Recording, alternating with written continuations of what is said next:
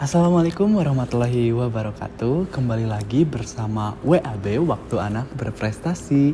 Hari ini kita kedatangan tamu yang sangat spesial dari Universitas Indonesia Membangun, yaitu juara 3 Duta Baca Kota Bandung 2025. Halo, boleh perkenalkan diri dulu? Halo Kak, perkenalkan nama aku Salwa Zahra. Aku mahasiswa Ilmu Komunikasi semester 4 dan alhamdulillah juga tahun kemarin aku sebagai juara 3 Duta Baca Kota Bandung. Wih, keren banget ya. Jadi buat podcast hari ini kita bakal mengulik semuanya. Kita cari tahu apa itu Duta Baca Kota Bandung dan apa aja yang mereka lakukan sebagai Duta Baca Kota Bandung 2025. Oke. Cukup menarik karena sebagai Duta Baca sendiri itu adalah representasi anak muda dalam menggapai literasi. Kan ada banyak literasi. Oke, boleh sebutin salah satu contoh literasi yang kamu implementasikan kepada generasi muda? Oke, makasih sebelumnya ya. Ini Kak Gavin ya. Iya, semuanya udah pada tahu sih kayaknya. Oke. Oke Kak Gavin, terima kasih banyak sebelumnya. Jadi mungkin aku akan mengambil salah satu literasi, yaitu literasi baca tulis, karena aku sendiri punya advokasi untuk literasi baca tulis itu ke konten-konten literasi dan juga ke anak SD, SMP, SMA begitu. Oke, jadi punya target di anak SD, SMP, Betul. sama SMA. Iya, dan juga ada konten literasinya juga gitu. Oh, konten literasinya cukup menarik karena dengan membuat konten literasi di sini kan sudah maraknya era digital. Betul. Jadi lebih menargetkan pada konten-konten untuk menggait mahasiswa juga, para siswa juga.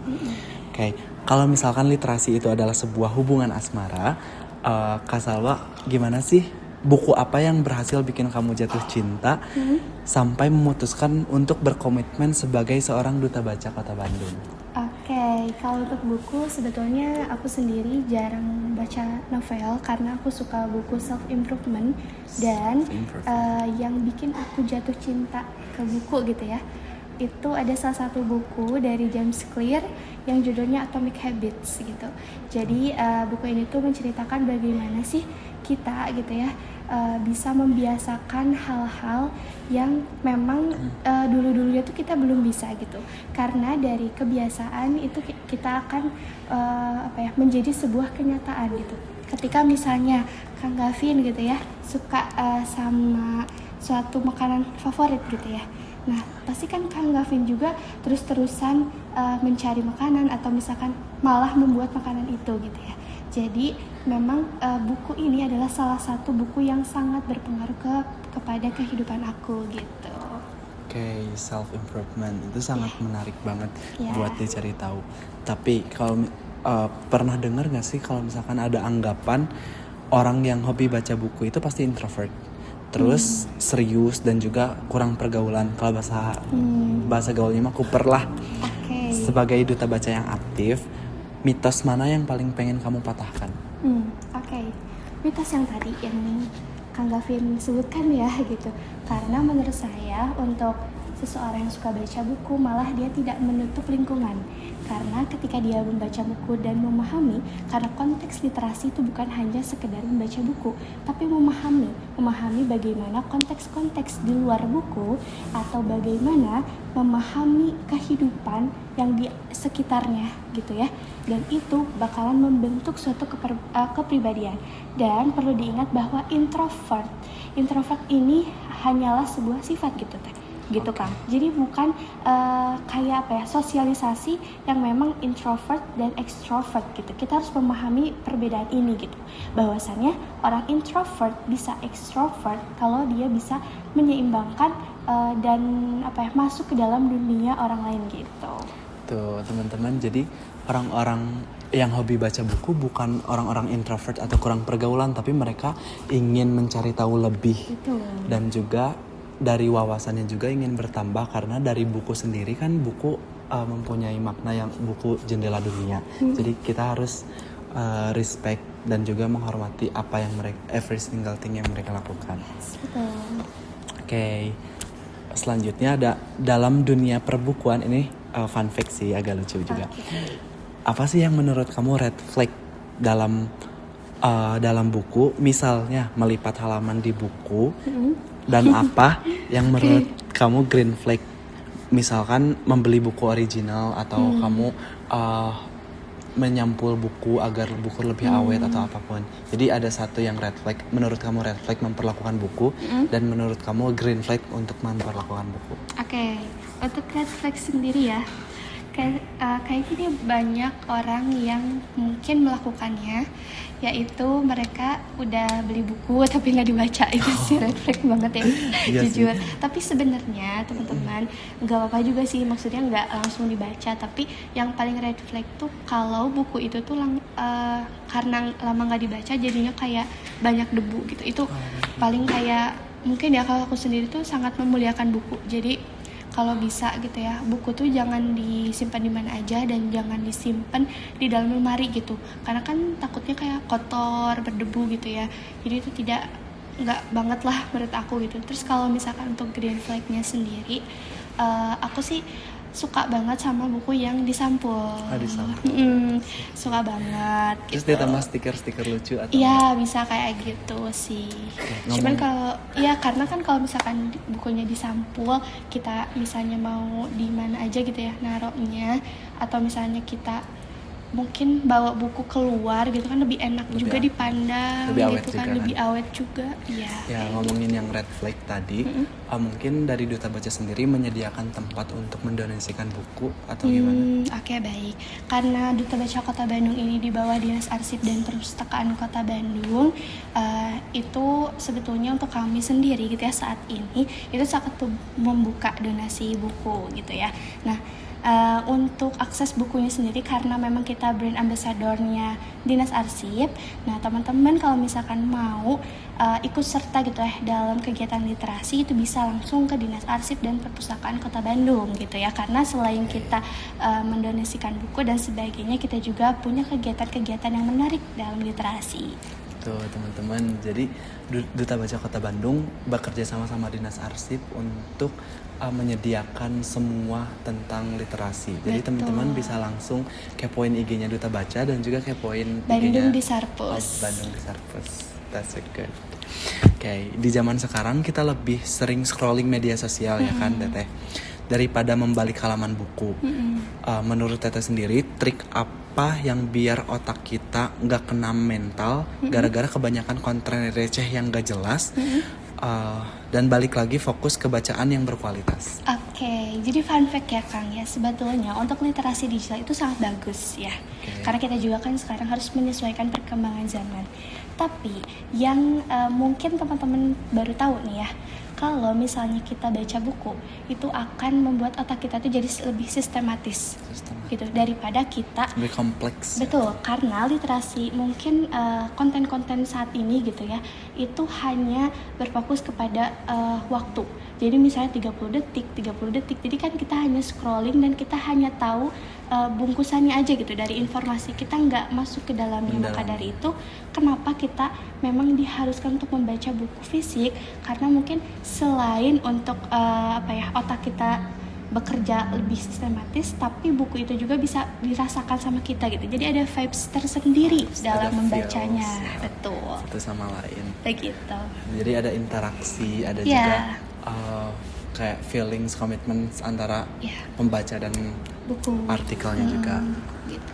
Kalau misalkan kamu punya modal tak terbatas untuk bangun satu perpustakaan di pelosok, fasilitas gila apa yang pengen kamu masukin biar anak-anak di sana betah untuk nongkrong seharian? Kayak mungkin Disneyland bisa dimasukin ke perpustakaan, tapi kan kayak mind blowing gitu. Tapi yang lebih realita aja. Oke. Karena mungkin sebetulnya target untuk advokasi aku ya lagi-lagi gitu ya, untuk anak SD, SMP, SMA dan juga konten literasi itu 18-35 tahun. Itu sebenarnya yang aku sasar itu lebih ke anak muda. Jadi bagaimana caranya aku bisa membuat suatu kayak mungkin komunitas gitu ya, atau enggak perkumpulan yang dimana aku pengen ngebuat suatu kafe. Kafe yang emang sering diminati sama anak muda kan sekarang ya, tapi berbentuknya itu perpustakaan gitu.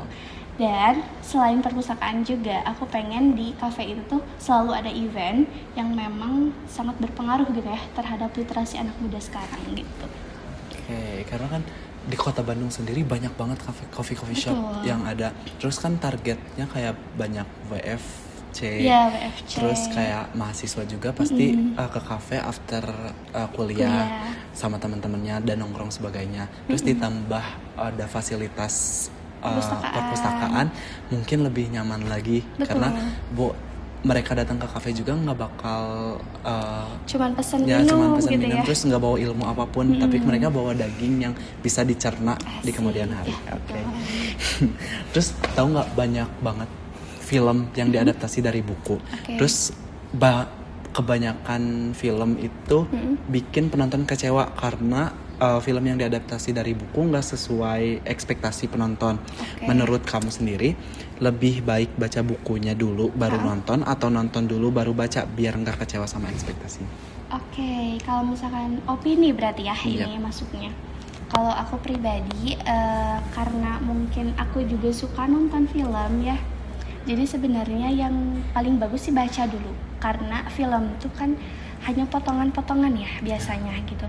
Gak mungkin mungkin aja kalau misalkan film itu tuh dibuat sesuai dengan buku tapi ada seri-serisnya. Tapi kan kalau misalkan biasanya kita nonton yang kayak film bioskop gitu kan, yang 2 jam, hanya beberapa jam gitu. Jadi nggak menyeluruh gitu sesuai dengan bukunya. Jadi saran aku baca dulu buku gitu. Tapi kalau emang teman-teman yang suka nonton film dulu baru baca juga nggak apa-apa sih. Karena gitu. Aku sendiri kalau misalkan nonton dulu baru baca buku kayak dua hal yang berbeda. Karena kan kalau misalkan kita baca dulu bukunya, kita berekspektasi liar, terus membuat si cerita dari bukunya sendiri lebih menarik untuk digambarkan, karena kan ekspektasi kita sendiri kayak oh ini arahnya ke sini, ceritanya ke sini, dan itu membuat gambaran seru di diri sendiri dibanding kita nonton filmnya yang udah ada aktor-aktor yang lain. Jadi mungkin nggak sesuai ekspektasi karena ekspektasi waktu kalian baca buku lebih menarik, lebih menantang juga. Oke, kalau misalkan literasi bukan cuma soal baca buku fisik, tapi juga cara kita memproses informasi di internet.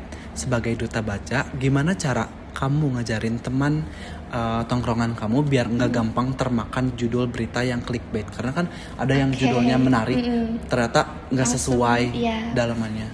Oke, karena mungkin ini juga adalah permasalahan anak muda khususnya saat ini yang memang literasinya rendah gitu ya, literasi digitalnya. Karena clickbait itu sendiri kan sebetulnya hal yang memang perlu kita gaung-gaungkan gitu ya, kita terus edukasi. Apalagi kalau misalkan mungkin aku punya teman tongkrongan yang memang aku tuh harus mengedukasi gitu ya dengan cara yang ya lembut gitu ya, menyesuaikan dengan mereka, karena memang clickbait ini tuh sangat berpengaruh terhadap pemahaman mereka kan. Jadi ketika misalnya mereka melihat suatu judul, terus misalnya kayak mereka tuh enggak membaca seluruhnya gitu ya, membaca seluruhnya, dan ada kesalahpahaman gitu ya, dan ketidaksesuaian informasi yang mereka dapatkan gitu. Terus kita balik lagi ke kompetisi duta baca itu sendiri. Nah, di duta baca Kota Bandung, pertama-tama hal apa yang memotivasi Kak Salwa sendiri untuk mengikuti duta baca Kota Bandung? Sekali lagi fun fact ya, sebenarnya duta baca Kota Bandung ini informasinya dari Kaprodi. Kaprodi. Dan aku tuh ditawarin sama Kaprodi untuk mengikuti ini karena waktu itu beberapa jurusan tuh ada perwakilannya gitu, dan kebetulan aku satu-satunya perwakilan dari ilmu komunikasi. Nah, sebetulnya aku sendiri suka baca buku, tapi nggak nyangka gitu ya bakalan ada di titik ini, dan aku ikut pemilihan duta baca Kota Bandung 2025. Gitu sih perjalanan awalnya. Kalau misalkan di waktu kompetisi duta baca sendiri, hal yang paling ke-trigger, oh ini bakal susah nih, apa?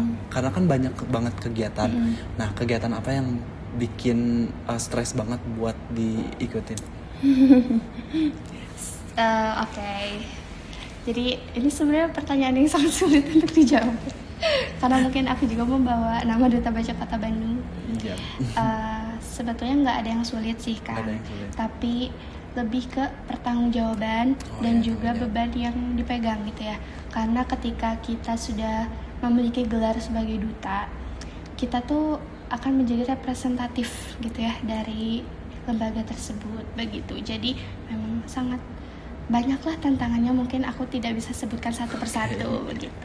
Kalau misalkan di Duta Baca kan ada beberapa finalis. Oke. Terus pasti ada kompetitor yang kuat nih di sudut pandang Kak Salwa sendiri. Nah, bagaimana cara Kak Salwa untuk membangun bahwa saya juga kompetitor kuat? Oke. Nah mungkin karena tadi sudah dilihat bahwa saya juara 3 Duta Baca Kota Bandung, dia juara 1 dan 2, dia mungkin kompetitor yang lebih tinggi gitu ya. Tapi saat itu dari awal sampai akhir saya meyakinkan, walaupun saya memang perwakilan dari ilmu komunikasi, tapi ketika saya sudah mendaftarkan diri dan saya mau ikut serta dalam kegiatan literasi, berarti saya itu benar-benar kayak ingin menjadikan keterampilan saya atau pengetahuan saya itu di dalam dunia literasi. Jadi ketika ada kompetitor dan segala macam, saya tetap berfokus kepada diri saya dan juga bagaimana saya berdampak gitu. Oke, bagus sekali. Terus waktu diumumkan juara 3 Duta Baca Kota Bandung 2025, bagaimana perasaannya, kayak how's your feelings, kayak your expression? Aku kan lihat waktu ekspresi pemanggilan juara 3 kayak itu udah nangis, terharu, seneng, bahagia, kayaknya campur aduk deh kelihatannya. Tapi bagaimana dari dalam diri Kak Salwa sendiri? Oke, jujur sebenarnya waktu itu top 6 juga aku kayak udah nangis sih. Karena kayak karena teman-teman aku tuh pada keren gitu kan. Dan fun fact-nya gitu ya, aku tuh aku ada 3 orang gitu, baru semester 2 dan yang lainnya semester atas, intinya kayak senior lah ya gitu.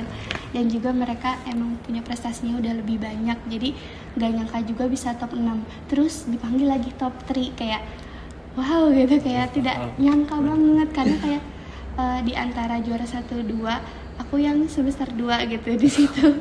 Dan kayak fun fact-nya juga aku bisa membawa nama universitas aku gitu ya, swasta gitu ya. Dan alhamdulillah bisa bersaing juga sama universitas yang negeri gitu. Oke. Tuh buat teman-teman pasti kan dapat inspirasi, kayak tertarik, termotivasi untuk mengikuti Duta Baca Kota Bandung. Terus Duta Baca Kota Bandung 2026 juga bakal dilaksanakan di hari apa? Oke, jadi Panglawungan Galurannya itu udah dilaksanakan dan nanti gala final itu tanggal 30 Kang. Tanggal 30 April. Betul, 30 2026. April 2026. Di jam? Dari pagi sih. Dari pagi. Ya. Itu nontonnya bisa di online atau offline? Oke, karena insya Allah akan ditayangkan live secara online di Diskominfo. Tapi nanti juga ada offline-nya, cuman memang nanti teman-teman bisa masuk gitu, jadi dibebaskan siapa aja gitu. Tuh, buat kalian yang udah termotivasi mau cross check dulu mau nonton finalnya kayak gimana, mungkin kalian bisa datang langsung ke tempatnya atau nonton di Dinas Arsip dan Perpustakaan Kota Bandung. Tuh, atau bisa nonton secara online di apa? Diskominfo. Jadi kalian bisa tahu apa yang harus dipersiapkan dan apa yang harus dilakukan kalau misalkan kalian nanti daftar dan terjun ke Duta Baca Kota Bandung. Mungkin cukup sekian cerita yang menarik tentang prestasi ini. Oh ya Kak, maaf. Apa? Untuk disclaimer, untuk Diskominfo Bandung nanti akan diinformasikan kembali gitu ya. Iya, apakah tetap jadi ada live atau tidak gitu. Oke. Nanti ini bakal tayang, terus kalian harus cepet-cepet kepoin juga IG-nya Duta Baca Kota Bandung sama Diskominfo. Nanti bakal ada banyak banget pemberitahuan di sana. Terus obrolan kita sangat seru banget karena mencakup banyak hal tentang literasi digital, literasi perpustakaan, terus tujuan Kak Salwa yang bikin perpustakaan dan digabungkan dengan coffee shop itu sangat menarik. Buat kalian mungkin kita bakal punya episode-episode selanjutnya bersama rekan-rekan yang lain. Ditunggu aja, stay tune, dan kita kembali lagi di Waktu Anak Berprestasi. Bye bye.